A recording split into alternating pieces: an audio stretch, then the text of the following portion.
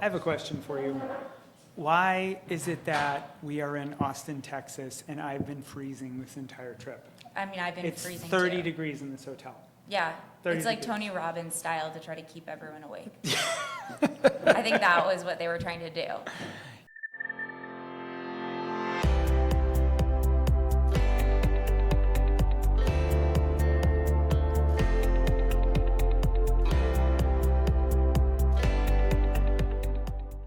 So Ayala and I are here in Austin, Texas at DealCon. And why don't we just tell them a little bit about what DealCon is before we get into our stuff? Okay, so DealCon is an event for agency founders and owners that are looking to grow through M&A to increase their enterprise value so that they can get a better deal when they decide to sell their company. So they come together, they teach all of the intricacies of deals from deal sourcing to deal structuring, closing integration, and everything in between that you can think about. 115 people? 115 That was- attendees, yep, Lots of 115. agencies. Lots of agencies, different sizes, which was a really interesting piece from like an educational perspective. What did you think about that when people were saying, well, I'm at this threshold, so I want this multiple? Well, no, actually, the one big insight from this conference was that I know that agency founders are hustlers because they've started a business from scratch, which is really hard to do. They went out and got the clients and like created this business. What I didn't quite realize is just how many are really interested in inorganic growth. Because more of what we see in our day-to-day work is when they're ready to sell. But this was like a room more than half full of agency founders, CEOs saying, no, I am explicitly looking for 2 or 3 more add-ons to my business. I want to grow revenue. And we had that conversation about the practical reality of if you have a 2, 3, or 4 million EBITDA agency and you exit in the market multiples are between 6 and 7, still after taxes and doing all the sharing and earnouts and everything doesn't leave a lot on the Partners, table, right? yeah. So how do you really build the ship big enough so this one exit is the exit that you can now go do whatever else you want to do after? Well, you know why the conference started, right? I don't know. Okay, What's so the backstory? when I was at the aggregator that I worked for at Agency Ventures Aggregator, I was having like 6 to 7 seller conversations a day. This is when I first started, when I was an M&A associate. Yeah.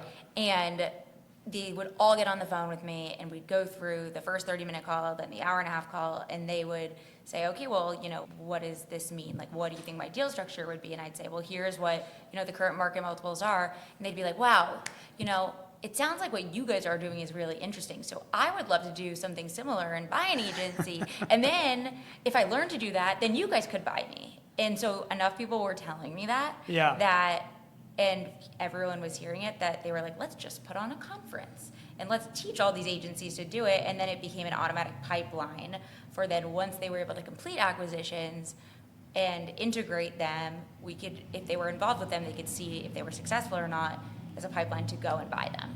That's why it started. That is actually one of the things that surprised me and that I love most about the conference. The hard job that I have and a lot of my colleagues do is when you're doing a lot of high-speed outreach to agencies to identify potential prospects for acquisition, you just find some that are not ready for you for whatever reason. It could be, that it's probably going to be a lot of work to reshape some of the business to what you really need it to be. Maybe there's a base of customers that isn't a great fit, but there's other qualities you really like.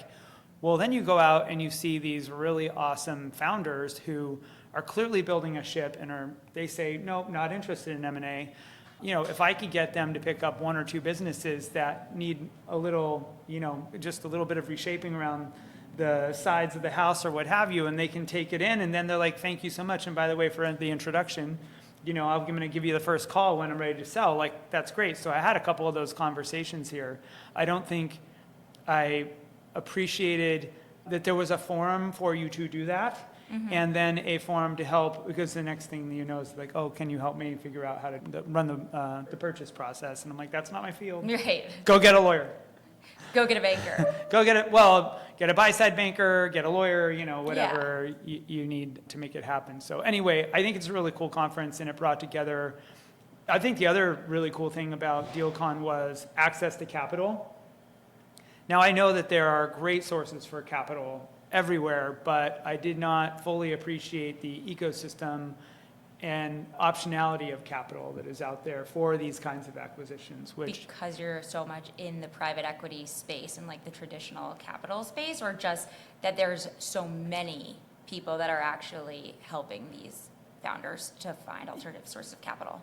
I think, look, I know there's a lot of capital out there. Right. I think more so than my software background, is like capital is very much equity-based capital, and it's hard to get, and it's investors principally in the agency ecosystem because they generally are EBITDA positive businesses that are revenue producing, and there are clients and there's things that a bank can attach to as collateral.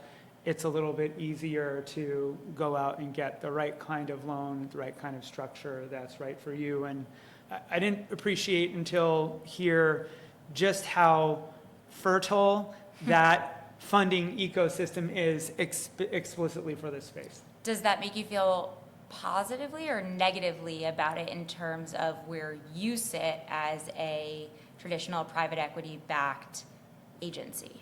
I think it's great. I mean, capital is, absolutely needed to make the free market work. And I think a lot of the agency founders, owners I saw here recognize that 1 + 1 = 3. And some of them are willing to put their houses and their credit cards on the line to build a business. And some of them are like, I'll put half of my house, but I want to leave the credit card over here. Can I go get some help? And it's just great to see that there's an ecosystem there. At the end of the day, for most private equity sponsors, what they want is a fairly clean business that's scaled and it's got all the right pieces, parts, and people and culture that really matter to get to where they want to go. So having a infrastructure, a network that can help put an agency into a position that they can go to market with all those pieces at the right time, it's fantastic. Just, it's a, ocean that floats all the other, or tide that floats all the other boats. And on the other hand, I think that like acquisitions also sound great. Doing acquisitions, increasing your revenue and your EBITDA through acquisitions sound great. I think that a lot of people realize through the first try, the second try, you get through a few failed deal processes, that it's not so easy. And so this is kind of primed also for the people that say, oh, well, I actually understand how valuable M&A can be, and could make them honestly an interesting target once they go through a process where they maybe get through one deal. Yeah. They're like, okay, it's actually not for me to go and do 2 to 3, but that could be a really good seat for me to have post-deal where maybe I am a platform and then I am going out and trying to find the tuck-ins for this as well, if they really like it. Yeah, absolutely. I think one other thing that probably be a great topic area, if you think about finding the right company and actually executing an acquisition, the hardest part is the culture part, and we touched on that a little bit, but I think Touch more on that, look, M&A is very much an exercise of taking two cultures that even in the best case scenario, it's like, oh, we look and we feel alike. You see one another as fitting because of the convenience of the commercial relationship, and a lot of the momentum that builds around that commercial relationship generally allows you to overlook potential flaws or risks that are inherent in bringing two different teams and cultures and ways of doing things together.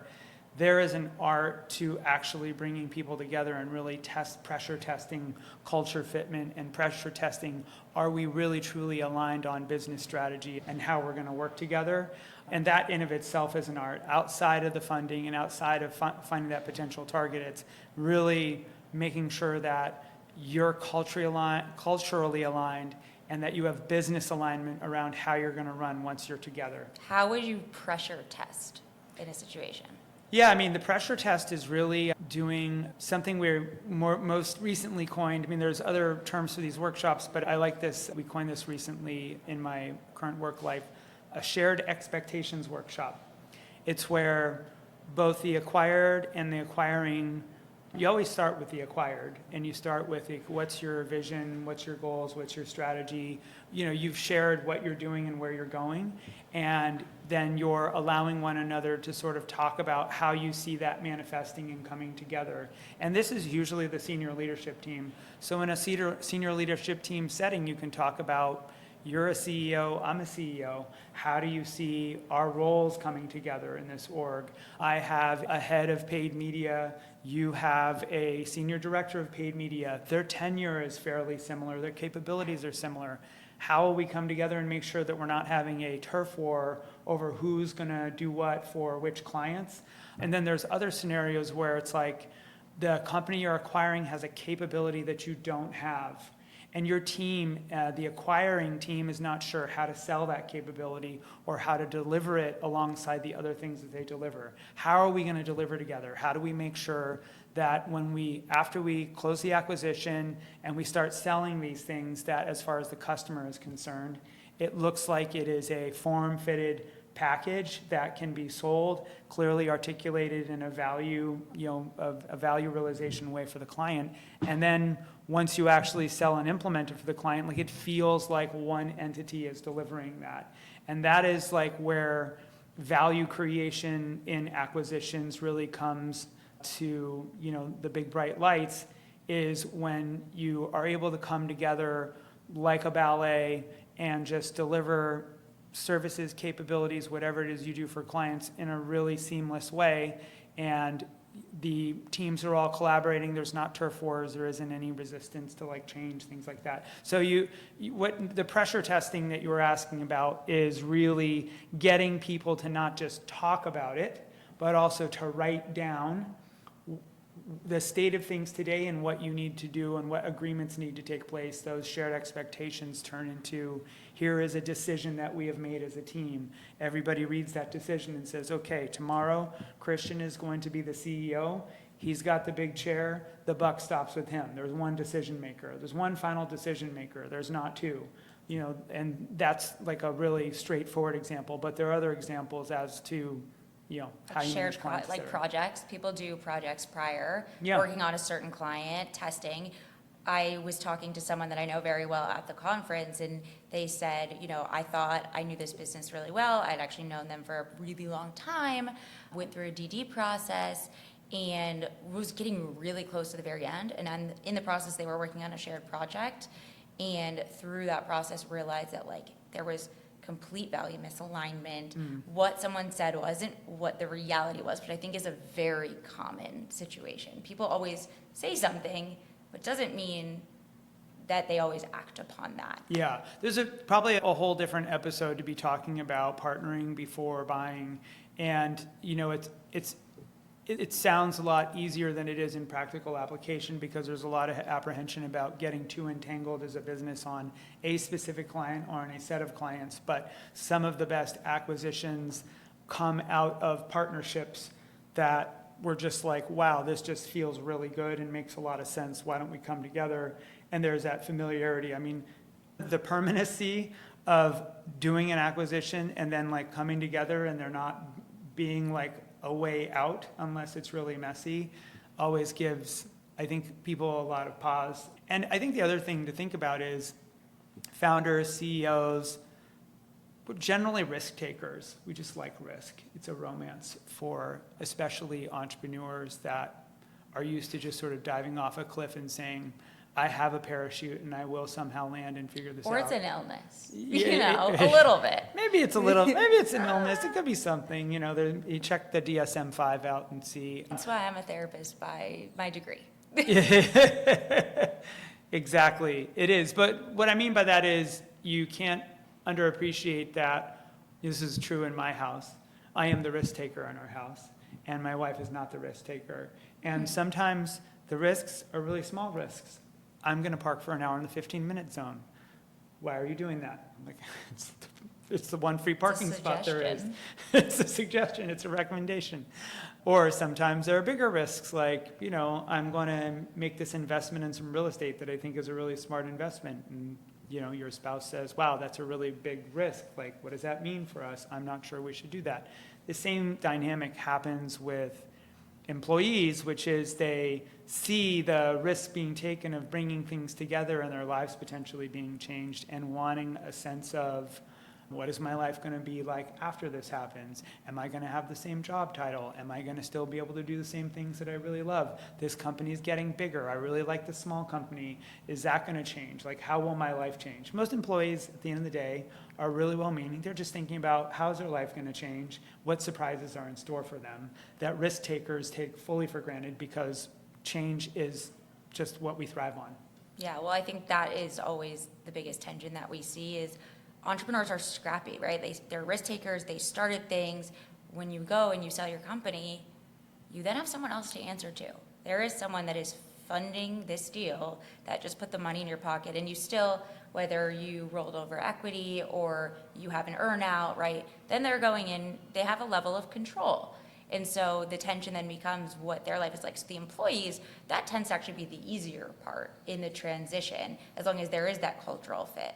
But the leadership, the original individuals that were in the company right when it started, when it was this smaller organization, going into a true structure, Yeah. it becomes different. I think that the biggest takeaway, which I always like to be reminded of when I'm in these environments, because I often can feel like I don't have my MBA, like I didn't have a background in finance, and I had always assumed that your path in life, if you were going to be in the private equity, M&A, investment banking space, was truly that, you did your undergrad, you went and got your MBA at Harvard, and then you went out and you did Goldman for 2 years, made your rounds, transferred to another private equity group or investment banker.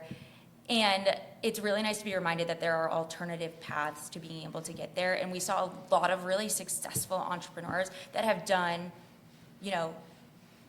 sold their companies for lots of money, taken a company public, acquired, sold, and they didn't have that background. And so the traditional path doesn't always equal where you end up being. And so, reminding people, or especially founders that have kids that are going through this, and they're like, my kid is saying, I heard this last night, like they want to be a music teacher. I know that that's not the path for them to be able to maybe have the lifestyle that they know that they're used to and want, right? But the freedom to be able to let them do what they want to end up in a different place is very much there, and there are people doing it. It's a great point that you make about fundamentally what is imposter syndrome, and that is when you walk into a new environment, in a new role, or you're doing work that for which the background that is typical you do not have. You're always wondering, like, am I really doing this job? Am I like really credible? Like, should I be here? Coming to DealCon, I think, is a reminder that M&A is a tactic and a strategy for scaling business that some people with zero corporate experience do incredibly well, with zero finance background, are become incredibly wealthy doing so.